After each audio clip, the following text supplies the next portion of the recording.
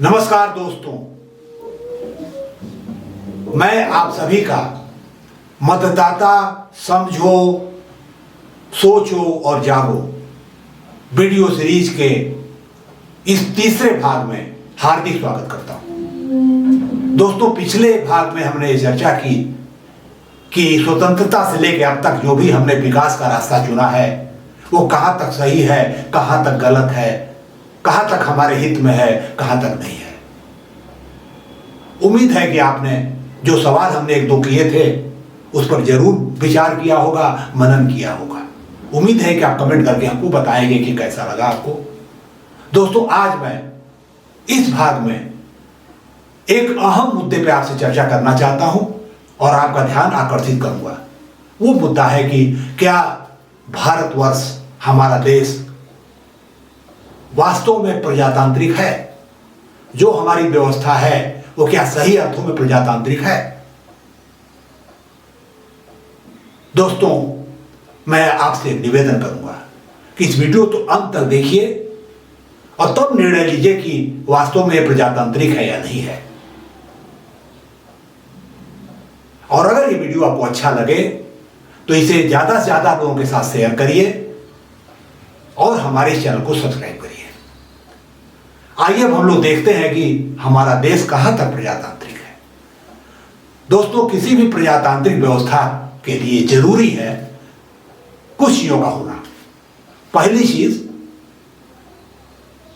अपने प्रतिनिधि चुनने का, सरकार चुनने का अधिकार सभी लोगों को बिना किसी भेदभाव के मिलना चाहिए जो उसकी पात्रता रखते हो। दूसरी चीज इसके लिए बहुत जरूरी है कि एक निश्चित अंतराल पे कुछ सालों के बाद चुनाव होने चाहिए। सरकार को बदलने का मौका जनता को मिलना चाहिए, प्रजा को मिलना चाहिए। तीसरी जरूरत यह है कि प्रजा को अपने अधिकार का प्रयोग करने की पूरी स्वतंत्रता, फ्रीडम होनी चाहिए। कोई दबाव, किसी तरह की लालच, किसी तरह का अन्य चीज नहीं होनी चाहिए। उसके साथ कोई भी दबाव उसके ऊपर काम नहीं करना चाहिए। अगली जो जरूरत वो ये है कि कोई भी नागरिक किसी भी पद के लिए खड़ा हो सके और अपनी बात कह करके अपने क्षेत्र के लोगों का वोट ले सके और चुना जा सके बिना किसी भेदभाव के। और इसके अलावा दूसरी जो रिक्वायरमेंट सबसे बड़ी वो ये है कि हर राजनीतिक दल के अंदर आंतरिक प्रजातंत्र होना चाहिए। जब तक ये चीजें नहीं रहेंगी आप ये नहीं कह सकते कि कोई भी व्यवस्था प्रजातांत्रिक है सही अर्थों में। अब आप देखिए कि हमारी स्थिति क्या है आज। जहां तक मतदान के अधिकार का सवाल है, 18 साल से ज्यादा लोगों को मतदान की सुविधाएं उपलब्ध है, इसमें कोई भेदभाव नहीं है। तो इस मामले में हम कहेंगे कि इस कसौटी पर हम खरे उतरते हैं। दूसरी चीज है कि निश्चित अंतराल पे चुनाव होने चाहिए, तो वो उस पर भी हम खरे उतरते हैं कि हर 5 साल बाद चुनाव होता है, चाहे वो लोकसभा हो, चाहे विधानसभा हो, चाहे जो भी हो, स्टेट में हो या सेंटर में हो, तो इस पर भी हम खरे उतरते हैं। तीसरी चीज, बिना किसी दबाव, बिना किसी लालच के वोट देने का राइट होना चाहिए सबको। यहां पे कुछ हद तक हमारा सिस्टम पॉल्यूटेड है, क्योंकि रेवड़िया कुछ लोग बांटते हैं, कुछ पैसे देते हैं, शराब बांटते हैं, तरह तरह का प्रलोभन देते हैं, कहीं कहीं डर भी दिखा सकते हैं। तो मैं नहीं कहूंगा कि 100% प्रॉब्लम है, लेकिन हाँ कुछ प्रॉब्लम है।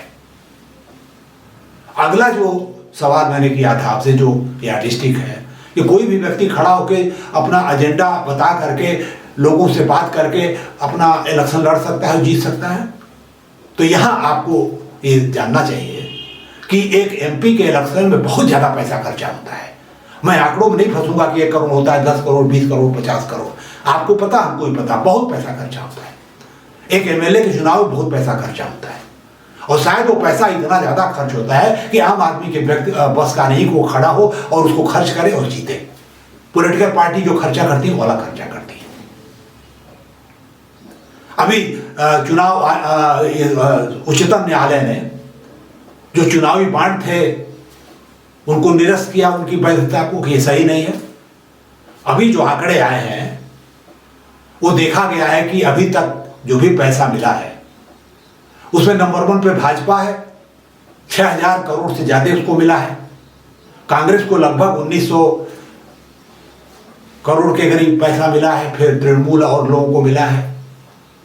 अब सवाल है कि 2 मेन यहाँ पे दल हैं राष्ट्रीय, एक भारतीय जनता पार्टी है और दूसरा कांग्रेस है। अन्य भी राष्ट्रीय दल है, लेकिन हम उनकी बात नहीं करें, 2 ये मेन है। अब एक के पास 6,000, एक के पास 2,000। ये कौन सी लड़ाई है, कौन सी बराबरी है? पैसे की दुनिया है, हर जगह खर्च होते हैं और उसका प्रभाव होता है पैसे का। तो मेरा ये मानना है कि इस मामले में एंट्री बैरियर है। एक सामान्य व्यक्ति, एक गरीब व्यक्ति चुनाव नहीं लड़ सकता क्योंकि पैसे नहीं है उसके पास। टेक्निकली वो खड़ा हो सकता है, कानूनन खड़ा हो सकता है, लेकिन व्यावहारिक रूप से देखिए तो ये एंट्री बैरियर है। फाइनेंशियल स्ट्रेंथ बहुत बड़ा एक कारण है, वो नहीं लड़ सकता। इस मामले में हम प्रजातांत्रिक नहीं है। अब सवाल एक प्रजातांत्रिक कैसे हो सकते हैं, क्या करना चाहिए? तो मेरा ये मानना है कि किसी तरह का डोनेशन कारपोरेट हाउस से, किसी कंपनी से, किसी बिजनेस से टोटली बैन होना चाहिए। मैंने अखबारों में देखा है, तमाम लोग तरह तरह के सुझाव दे रहे हैं कि पार्टी कुछ कर ले, ये कर ले, वो कर ले, कुछ पार्टी सरकार इसको बहन करे। मैं इसको नहीं मानता। मेरा ये मानना है कि 100% इलेक्शन एक्सपेंसेस सरकार को सरकारी खजाने से होना चाहिए। पार्टी जो अपना डे टू डे एक्सपेंसेस है उसको चलाए, क्राउड फंडिंग करके चलाए, अपने जो सदस्य हैं उनसे 10 रुपए, 20 रुपए, 100 रुपए महीना ले, उस पैसे से चलाए। जहां तक इलेक्शन का सवाल है, सरकार पूरा खर्च करे ताकि एक आम व्यक्ति, एक आम कार्यकर्ता खड़ा होकर के प्रचार कर सके। और इतना खर्चीली व्यवस्था बनाने की जरूरत क्या है? आप अपना जो भी मैनिफेस्टो बता दीजिए, सरकार उसको एक बुकलेट में सबका एक साथ छापेगी और सारे सबके घर भेज देगी। सारे परिवारों को एक एक कॉपी मिल जाएगी, सब लोग पढ़ेंगे। आप टीवी डिबेट में जाकर के अपनी बात बोलिए, लोग सुनेंगे आपको। रेडियो डिबेट पे चले जाइए और जिसको जहां वोट देना होगा वो देगा। इसके अलावा खर्च करने की क्या जरूरत है? ये पैसे का दुरुपयोग है कि वो दिखावा है। तो जब तक ये नहीं होगा, स्टेट फंडिंग ऑफ इलेक्शन नहीं होगा, तब तक पैसे का प्रभाव खत्म नहीं होगा और हम सही अर्थों में प्रजातांत्रिक नहीं होंगे। अगला मुद्दा, क्या विभिन्न जो पॉलिटिकल पार्टी है उनके अंदर आंतरिक प्रजातंत्र है क्या? शायद आपको हमसे बेहतर मालूम है कि जो भी तमाम ऐसे राजनीतिक दल हैं जो एक परिवार से नियंत्रित हैं, वो परिवार जिसको चाहेगा उसको टिकट देगा, चाहे पार्टी के और लोग चाहे ना चाहे, जनता चाहे ना चाहे। तो अगर पॉलिटिकल पार्टी के अंदर आंतरिक प्रजातंत्र नहीं है तो कैसे उम्मीद करते हैं कि देश में प्रजातंत्र आएगा? ऐसी संस्थाएं प्रजातंत्र लाएंगे कैसे जो खुद प्रजातांत्रिक नहीं है, खुद ऑटोक्रेटिक है?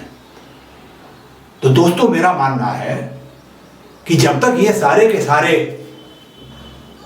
यार्डस्टिक पे हम खड़े नहीं उतरते हैं, हम ये नहीं कर सकते कि हम वास्तव में सच्चे अर्थों में प्रजातांत्रिक हैं।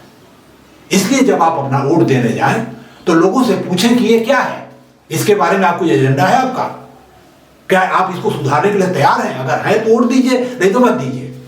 वोट देना आपकी मजबूरी नहीं है, वोट देने जाना जरूर चाहिए आपको, लेकिन उसके लिए विकल्प है नोटा, उस पर मैं अलग से चर्चा करूंगा। अगर आपको लगता है कि ये सारी चीजें लोग करने को तैयार नहीं है, सीधा नोटा दबाइए, बोलिए नहीं चाहिए मेरे को, आप, मैं नहीं वोट दूंगा आपको। बात खत्म हो जाएगी वहीं पे। दबाव बनेगा उनके लिए कि सुधार हो।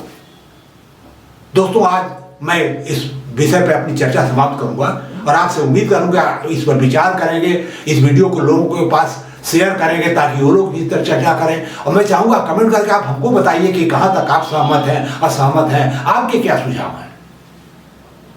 दोस्तों, जो अगला जो भाग है इसका, उसमें मैं आपसे चर्चा करने जा रहा हूं एक बहुत बड़ा मुद्दा जिसको बोलते हैं बेरोजगारी। दोस्तों, 21 करोड़ युवा मतदाता इस चुनाव में भाग लेंगे, उनकी सबसे बड़ी समस्या बेरोजगारी है। तो इस पर हम विचार करेंगे इसे क्या डायमेंशन है, क्या करना चाहिए, क्या पॉलिटिकल पार्टी को करना चाहिए और मतदाता के रूप में आप क्या कर सकते हैं। तब तक मैं आपसे विदा चाहूंगा। दोबारा मैं आपसे कहूंगा कि हमेशा कोशिश करिए कि अच्छा पढ़े, सुने और देखें ताकि आपके अंदर बेहतर इंफॉर्मेशन जाए, आप बेहतर बने, आपका व्यक्तित्व बेहतर बने, सफलता का चांस बेहतर हो। दोस्तों, अगले वीडियो तक के लिए मैं आपसे विदा चाहूंगा। आप अपना ध्यान रखिए, स्वस्थ रहिए, खुश रहिए, अपने को बेहतर बनाते रहिए। दोस्तों, हमें सुनने के लिए बहुत बहुत धन्यवाद। मैं दोबारा उम्मीद करूंगा कि आप इस वीडियो को ज़्यादा से ज़्यादा लोगों के अंदर फैलाएंगे ताकि लोग जागरूक हों और अपने अधिकार का सही इस्तेमाल कर पाएं। हमें सुनने के लिए बहुत बहुत धन्यवाद।